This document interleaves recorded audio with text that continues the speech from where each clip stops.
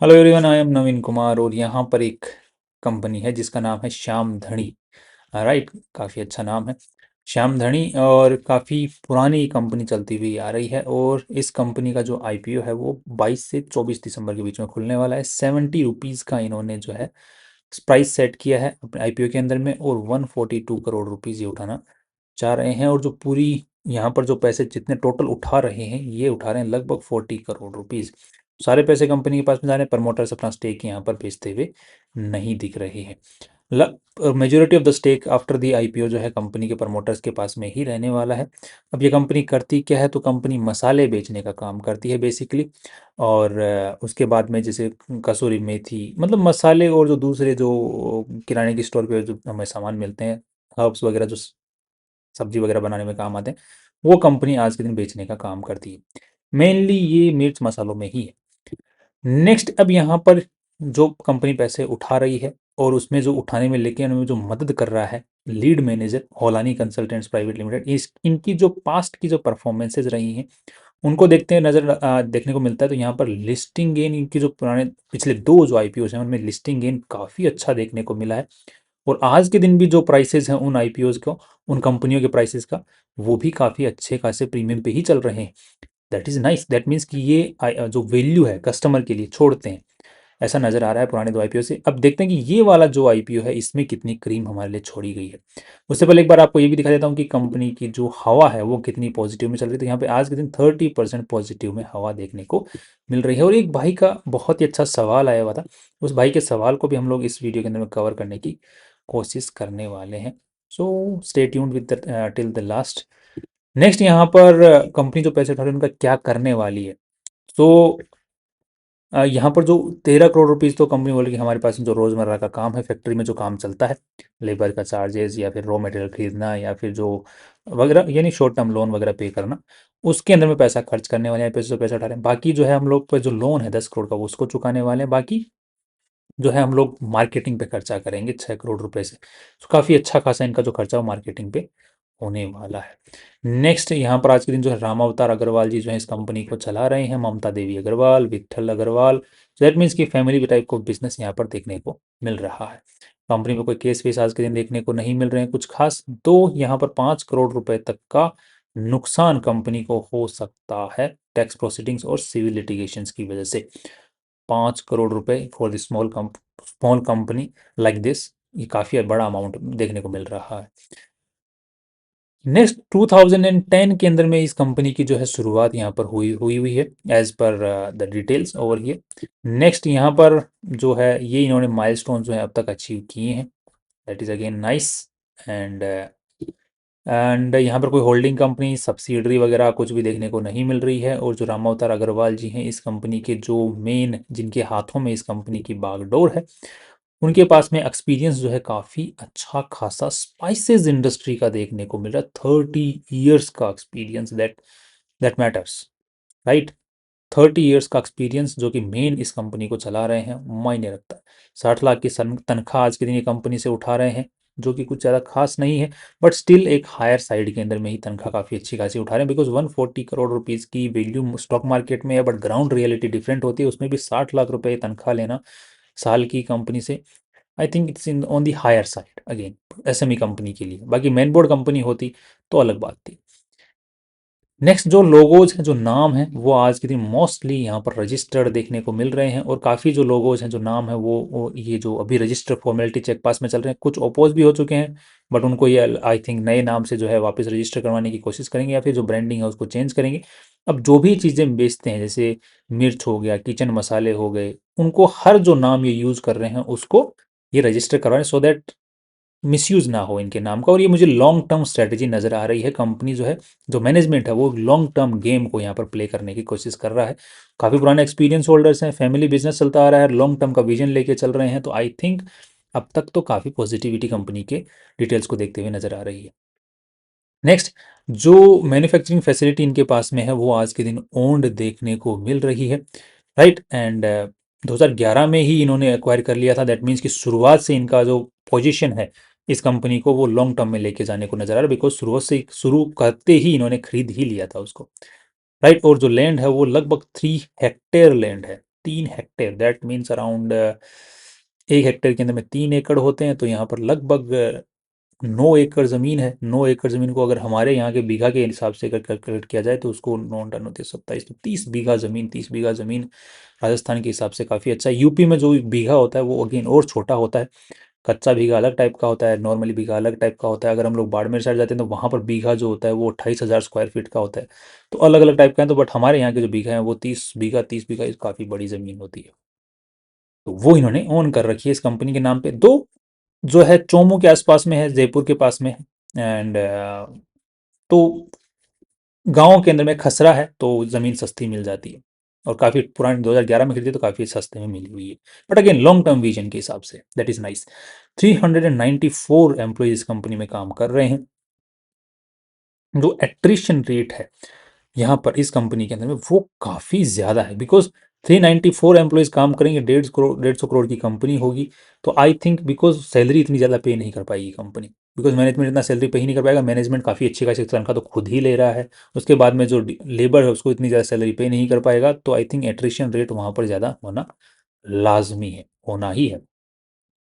अब कल को रेवेन्यू काफ़ी अच्छे खासे बढ़ जाएंगे तो लेबर को हो सकता है कि काफ़ी अच्छे खासे सैलरी वगैरह पे कर पाएँ। तो यहाँ पर एट्रिशन रेट आप लोग यहाँ पे देख भी पा रहे होंगे, काफ़ी ज़्यादा हाई होना लाजमी है।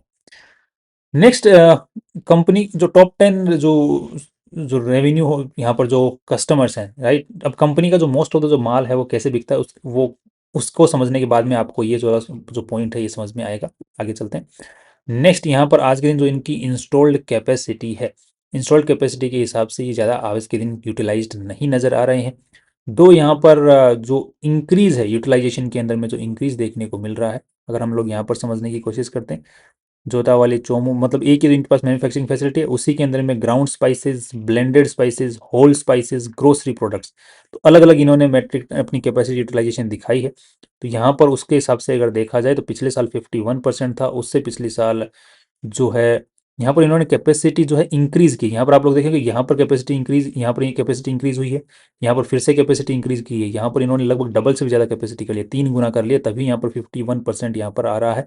दैट मीन्स यूटिलाइजेशन इनका काफ़ी अच्छा नज़र आ रहा है। यहाँ पर 480 मेट्रिक टन था, यहाँ पर इनका जो है अगेन 3000 मेट्रिक टन तक पहुँचा, इसलिए 15% नज़र आ रहा है। दैट मीन्स इनका यूटिलाइजेशन काफ़ी अच्छा है, काफ़ी अच्छा खासा इनका जो है इंक्रीज जो है प्रोडक्शन है, बहुत माल अच्छा बिक रहा है, ऐसा नज़र आ रहा है। दो यहाँ पर पर्टिकुलर कुछ सेगमेंट के अंदर में ही नज़र आ रहा है, बाकी कुछ सेगमेंट्स हैं जिनमें इनको प्रोडक्शन कैपेसिटी इंक्रीज करने की जरूरत नहीं पड़ी, जैसे ग्रोसरी प्रोडक्ट्स हैं, राइट। इनके अंदर में इनकी इंस्टॉल्ड कैपेसिटी सेम सी ही है हर जगह। अब इनके जो मेनली हैं ग्राउंड स्पाइसेस बिक रहे हैं, ब्लेंडेड स्पाइसेस काफ़ी अच्छे बिक रहे हैं, तीसरा ये भी काफ़ी अच्छे बिक रहे हैं होल स्पाइसेस। दैट मीन्स कि मसाले वाली जो कैटेगरी है उसमें, और जो वही प्रीमियम कैटेगरी है उसी में ये इनका फोकस है, और वहीं पर इनका काफ़ी अच्छा खासा इंक्रीज देखने को मिल रहा है। ये इनकी फैक्ट्री की आप लोग फोटोज़ वगैरह देख सकते हैं, पैकेजिंग वगैरह सब कुछ इनका यहाँ पे पड़ा हुआ है। नेक्स्ट इनकी अब एक होती है जनरल ट्रेड और एक होता है मॉडर्न ट्रेड। ये दो आपको टर्म समझने पड़ेंगे इस बिजनेस को समझने के। जनरल ट्रेड दैट मीन्स कि जो माल पुराने ज़माने में बिकता था कि पहले डिस्ट्रीब्यूटर के पास आता था, डिस्ट्रीब्यूटर से फिर रिटेलर के पास आता, रिटेलर से फिर दुकानों से लोग खरीदते थे, वो है जनरल ट्रेड जो चलता हुआ आ रहा है। मॉडर्न ट्रेड आजकल ये जो नए बड़े बड़े स्टोर्स खुल रहे हैं, राइट, जैसे रिलायंस के स्टोर्स खुल रहे हैं, या फिर डी मार्ट के खुल रहे हैं, या फिर और भी बहुत सारे स्टोर्स बड़े बड़े खुल रहे हैं जिनमें लोग खुद जाके सेलेक्ट करके उठा के लेते हैं, वो मॉडर्न ट्रेड है। तो इनका जो है हाफ हाफ दोनों से ही बिक रहा है, राइट। तो I think this is a nice approach, मतलब ये दोनों ही तरीकों से अपने प्रोडक्ट को, माल को अच्छे से बेच पा रहे हैं। दोनों ही तरीकों के अंदर में जो जो इंक्रीज है, रेवेन्यू इंक्रीज है, वो सबसे ज्यादा देखने को मिला मॉडर्न ट्रेड के अंदर, बिकॉज धीरे धीरे जो जनरल ट्रेड है वो तो धीरे धीरे कम होता नजर आ रहा है, वो हमको भी नजर आ रहा है कि जो किराने की दुकानें हैं उनमें इतना माल ना बिक रहा, लोग जाके स्टोर से जाके खरीद के खुद उठा के खरीदना पसंद कर रही हैं, बिकॉज वहाँ पर कुछ कैशबैक के चक्कर में। अब वो चीज़ के यहाँ पर इनके जो नंबर्स पे भी इफेक्ट आता हुआ दिख रहा है हमें भी। बट अगेन एक हाथ से बिके चाहे दूसरे हाथ से बिके, इनका तो माल बिक रहा है, बिकॉज वो यहाँ पर नजर आ रहा है ओवरऑल ट्रेड के अंदर में। साथ में क्विक कॉमर्स से भी इनका माल बिक रहा है, नजर आ रहा है, धीरे धीरे बढ़ता जा रहा है। दैट मीन्स कि ये टाइम के साथ में बदल भी रही है, that is again nice. Rajasthan Punjab भी को राजस्थान जयपुर के आसपास में इनका जो फैक्ट्री है, तो वहीं के आसपास में सबसे ज़्यादा इनका माल बिक रहा है, तो वहीं पे बिक रहा है। राजस्थान, पंजाब, यूपी, मध्य प्रदेश, हरियाणा, अब ये धीरे धीरे और आगे फैला सकते हैं अपने बिजनेस को, that is nice again. Ground spices, अब ये क्या होती हैं स्पाइसेस, तो इनको आप लोग यहाँ पर देख सकते हैं, ये these are the ground spices. हल्दी हो गई, मिर्च हो गया, धनिया हो गया, दीज आर ग्राउंड स्पाइसेस। दूसरे जो स्पाइसेस होते हैं ब्लेंडेड स्पाइसेस, तो ये हैं ब्लेंडेड स्पाइसेस जिनके अंदर में आ गया छोले मसाले, सांबर मसाले, पाव भाजी मसाले, पानी पूरी मसाला, दीज आर मसाले। तीसरे होल स्पाइसेस जो कि क्यों, जैसे काली मिर्च हो गई, इलायची हो गई, इनसे जो पाउडर बनते हैं वो मेनली है होल स्पाइस। तो सबसे ज़्यादा इनके बिक रहे हैं ग्राउंड स्पाइसेस, राइट। बट मसालों की बात है, चाय में डालो, चाहे सब्जी में डालो, चाहे चटनी में डालो, चाहे समोसों में डालो, तंदूरी चाट बनाओ, टंगड़ी कबाब बनाओ, वाट एवर। नेक्स्ट अब थोड़ा सा देख लेते हैं कि इस कंपनी के जो कॉम्पिटिटर्स हैं उनका क्या नाम है। तो यहाँ पे मधुसूदन मसाला है, ये भी इनके कॉम्पिटिटर हैं। एक एनएचसी मसाला फूड्स हैं, ये भी इनके कॉम्पिटिटर्स हैं, और दोनों ही आज के दिन स्मॉल कैटेगरी के नजर आ रहे हैं। इनके हिसाब से कंपेयर करने की कोशिश करते हैं, जिससे पहले हम थोड़ा सा बैलेंस शीट को समझ लेते हैं कितना पैसा इस कंपनी में अब तक बहाया हुआ है। तो यहाँ पर देखने को मिल रहा है कि लगभग 13 करोड़ रुपीज इस कंपनी में लगाए हुए हैं। एंड नॉट 13 करोड़, सॉरी, इन्होंने total non current, okay, total equity is this, total non current is this. I think इन्होंने कुछ गड़बड़ किया है क्या यहाँ पे, मेरे पढ़ने में दिक्कत हो रही है। 88 CR इन्होंने टोटल इस कंपनी में लगाए हुए हैं, बिकॉज यहाँ पर लिखा हुआ डेटा, ओके। तो 88 CR इस कंपनी में लगाए हुए हैं टोटल मिला के, और जिसमें से इन्वेस्टर्स का पैसा is around 28 CR। That means कि debt to equity ratio before the IPO is बेकार। नेक्स्ट यहाँ पर जो इनकी उधारी है टाइम के साथ में वो बढ़ती ही जा रही है, उधारी बढ़ रही है, इसीलिए बोल रहे हैं कि हमको उधारी चुकानी है। दूसरा, इनका बिजनेस को मेंटेन करने के लिए शॉर्ट टर्म जो बोरोइंग है, जिसको बिजनेस ड्राफ्ट भी कहते हैं, ड्राफ्ट फैसिलिटी जो बैंक के प्रोवाइड करते हैं, वहाँ से भी इन्होंने काफ़ी अच्छा खासा लोन ले रखा है। उधारी पे भी माल काफ़ी ठीक ठाक इन्होंने उठा रखा है। दैट इज़, अब पैसे देख लेते हैं कि ये पैसा लगा होगा कहाँ पे मेनली। तो यहाँ पे इन्होंने बोल रहे हैं कि हम लोग जो मैन्युफैक्चरिंग, अभी हमने देखा था मैन्युफैक्चरिंग कैपेसिटी इन्होंने बढ़ाई थी, तो वो बढ़ाई थी तो वो यहाँ पर नजर भी आएगी। इनके जो टेंजिबल एसेट्स हैं उनमें पैसा लगाया इन्होंने, राइट, तो वो हमें नजर आ रहा है, दैट इज़ नाइस। क्योंकि उससे रेवेन्यूज के अंदर भी फर्क हमें देखने को, क्योंकि प्रोडक्शन कैपेसिटी में फर्क देखने को पड़ा तो रेवेन्यू में फर्क देखने को मिलेगा वहाँ पर। इन्वेंट्री इनकी 30 करोड़ से 40 करोड़ हो गई, और उसके अलावा जो है कुछ खास यहाँ पर ट्रेड रिसीवेबल्स भी नॉर्मल सेगमेंट में ही नजर आ रहे हैं, नॉर्मल इंक्रीज नजर आ रहा है। अब ये जो ट्रेड रिसीवेबल्स हैं क्या रेवेन्यू इंक्रीज के साथ में टाइप कर पाएंगे, उसको हम लोग थोड़ा सा समझने की कोशिश कर लेते हैं। बाकी बैलेंस शीट में तो कुछ खास दिक्कत नजर आ नहीं रही है, राइट। इन्होंने अपने फैक्ट्री सेटअप को बढ़ाया है, मशीनरी वगैरह बढ़ाई है, that is again nice. Inventory भी नॉर्मली है, और ट्रेड रिसीवेबल्स भी नॉर्मल नजर आ रहे हैं, बट कैश की जरूर इनको किल्लत नजर आती हुई दिख रही है, तो इनको शॉर्ट टर्म लोन अगेन और लेना पड़ सकता है। अब लेट्स सी कि व्हाट दिस कंपनीज, वो क्या बोलते हैं चीज़ें, right. Let me take you there, 1 second, hold on, let me. यहाँ पर हम लोग रेवेन्यूज़ देख पा रहे हैं, तो रेवेन्यूज़ के अंदर में 68 CR, फिर 108 CR, काफ़ी अच्छा खासा इंक्रीज़ है। यहाँ पर भी 125 CR, ये भी 25% का इंक्रीज, 25% का इंक्रीज़ है रेवेन्यूज़ के अंदर में, अगेन नाइस।